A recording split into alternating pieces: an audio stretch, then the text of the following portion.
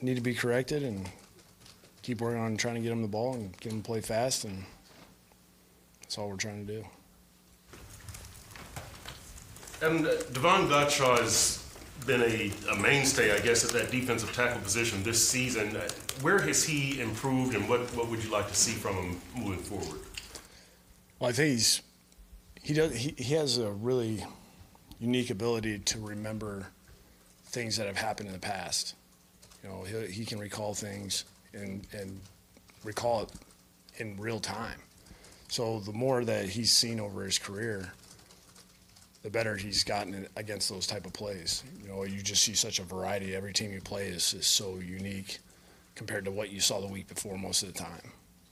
And I think just the more he plays, I feel like the better he gets and the more effective he is as far as what we need him to do. How was he against the run this season? I think it's just, it's not like we've been dynamic at any point. You know, we've just been inconsistent. So, really everybody would look at it the same way as we've had some good games and then we've had some bad games. As you thought of ideas over the course of the season about how to jumpstart you guys, did the idea ever of playing just at, I don't want to say breakneck speed, but playing hurry up at a higher level, was that something which you gave much thought to, or was that difficult once you lose guys like Wilson and Jakeem, where it's difficult to get a lot of big plays going at that fast pace? You're saying at the start of the game? You're saying at the start of the game? Yes, or at various times during the game. Was that something you gave much thought to, or was it just not realistic after you kept losing offensive personnel? No, what were we scored on the first drive, like the last 6 games or something like that? Right. No, I didn't mean only early in the game. I mean during the course. Yeah, during the course of the game. Like say you do it in the second quarter. You'd love to do that, but we got a lot of guys that we have a lot of different personnel groupings, so you got to stay in the same one. And I think we've done it sometimes, but it hasn't really worked out the way that we wanted to. So I think, our play count has been very minimal. So we got to make sure that the 30-second drives aren't really going to help us out. Yeah, we hit your head pretty good about opening drive touchdowns, and you've had, I think, 4 out of 5 weeks now. Oh, there you go. So now I'm going to hit you with the same drive. Yeah. Why the drop off from drives 1 to 2? It's just coming down to executing what we're calling. That's what it is. I'm sure there's a couple calls in there where I'm like, didn't like it, didn't work out. But like last week, that was, everybody did their job. We got the ball out of our hand. The run game was good. Got guys covered up. And then after that, it was all over the place. We just didn't do a good job anywhere. Do you feel like McCain is one of those guys who's maybe a little better off if he's just like in the slot and just left there? Because obviously he's had to do multiple things. Yeah, it's survival mode. We don't have a lot of guys that we can really say, all right, hey, we're doing this. Bobby, you're always in the slot, and this guy's going to replace you outside. We don't have that option. How would you say he's performed overall this season? There's nobody I can really say hey, this guy was. Well, there's one guy. He's had consistently good games. He's had a couple rough ones. I think it was maybe 5th or 6th week with Xavier, but for the most part, everybody's just had. There's been good, and then there's been bad, and it's on defense. It's telling because you get exposed. Everybody knows that guy messed that up. Offensively, you might be able to screw up and get away with it. Nobody will really notice. Why do you think it's that inconsistency? It's a good question because when you don't see it in practice, that's where it could get a little frustrating. I do think sometimes because we do it, we'll roll out things that teams haven't seen, and then we'll get a couple freebies here and there just because they screwed it up. They didn't realize what we were doing, and they cut somebody loose. And I think that happens a little bit with us. And, it's about playing your rules and just trusting what you're doing, trusting your teammates, making sure everybody's just doing their job. That's what you got to lean on. And when you kind of get those looks you haven't seen before, I think we just haven't done a consistently good job doing that. Did Amendola pretty much give you what you expected, or anything about him surprise you? What, just in general? Just through the season? Yeah. We on week 16 evaluations right now? Or what is it, week 17? Didn't we cover this on Monday? With Perk? The word snapshot, actually. I was trying to get ahead of the curve in my case. You got a lot to do next week, or? He's got things to. I think Danny's, the first thing that comes to mind is just his work ethic, leadership, you know, the way that he practices every day. You can't tell if it's a game or, it's the same. It's just so consistent with him. And that's why it translates the game as much as it does. And he doesn't make a lot of mistakes. And when we go to him, he's been reliable. You know, I know the guy is as tough as they come. He plays through anything and doesn't want to miss anything. Adam, can you say, after watching Jesse Davis, we have found a quality starting NFL guard, or do you need to go back this offseason and really look at? No, he's had some good moments, obviously.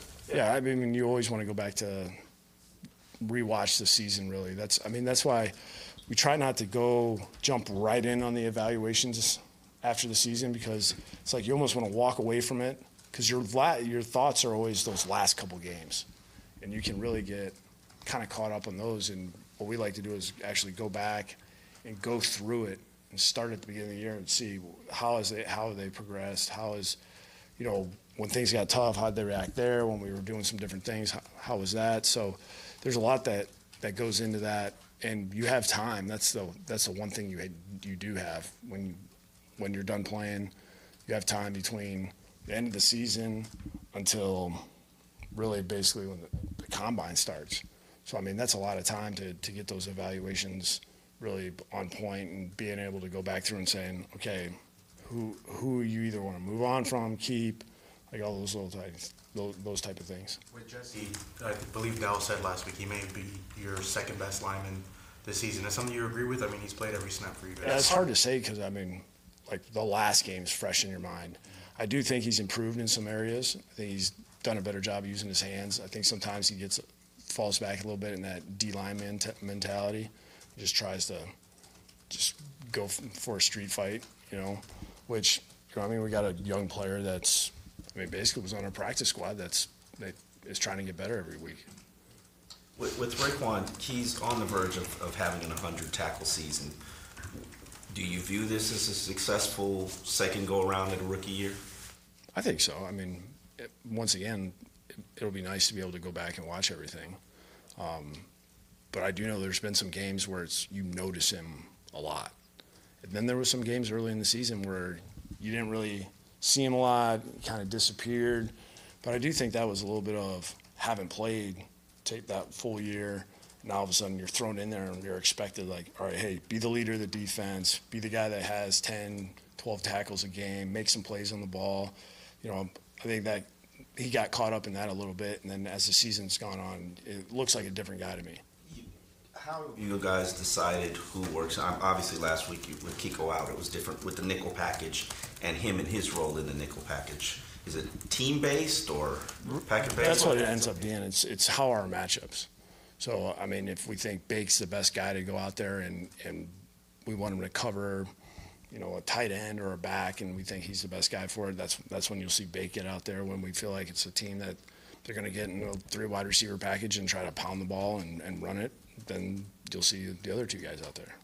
Managing Cam Wake, are his snaps managed based on we need to keep him healthy for 16 games, or he can't play more than 20 plays in a game anymore? I think it's more seasonal. That's kind of how we looked at it. Beginning of the year especially, and a lot of it has to do with practice.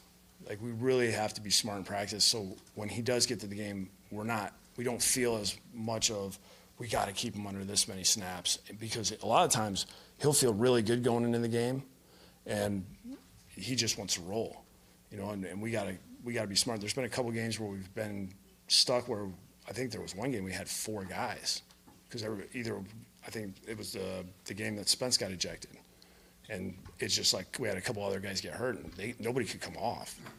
So it's just we'd like to say, hey, it's this many snaps per game, but it just doesn't always seem to work out that way. I know the year 16, we try to say, this is what we're doing. First and second down, we're giving him this many series, and then he's getting all the third down.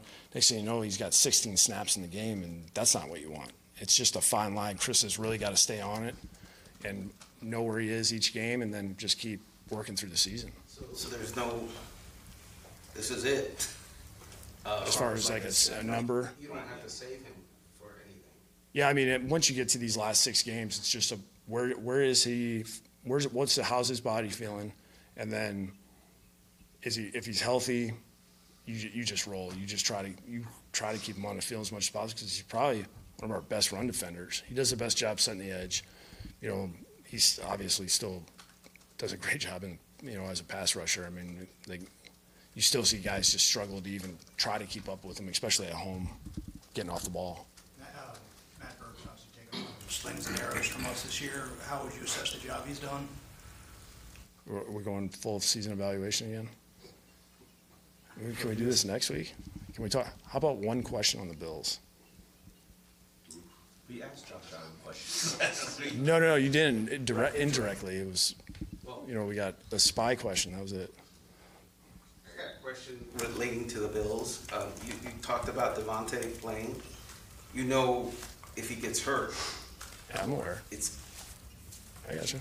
You're good with the risk. We're gonna play. We're trying to win the game. And what did you get from the tight end position this year, and how? Talk about the Bills. Yeah, we're sure. Adam, can you talk about the Bills? Yeah, I can give you a Jordan Phillips question if you want. When you get to the Bills game, how do you feel about your tight end? I think Durham's done a really good job of improving throughout the season. Mike, we started off thinking one thing as far as we're going to get single coverage early. We're going to have some chances in the red area to get him one-on-one. And that didn't happen. We came out, the first time we came out and tried to get him in a one-on-one matchup, 2 guys walk out with him. So for whatever reason, it's probably one of the first times I've ever seen a rookie get respected like that from defenses when we started out. And that kind of got us away from some of the things that we like doing with him. And then we didn't have as many, we started running the ball more in the red area. But that was probably one of the main reasons. But I do think there's been some big-time growth, especially in pass protection and his run blocking. It's nowhere near where we want it to be. He knows that. I love the fact that he works at it, and he tries to make sure that he is one of those guys that's accountable to the rest of those guys to where if he's in, like Omar always says, it's always pass. It's not true, but, he's done a good job of improving. And I think Nick's been one of those guys that's really – helped us because he's flexible. I mean, you got a guy that can actually line up at fullback. He can do things in protection.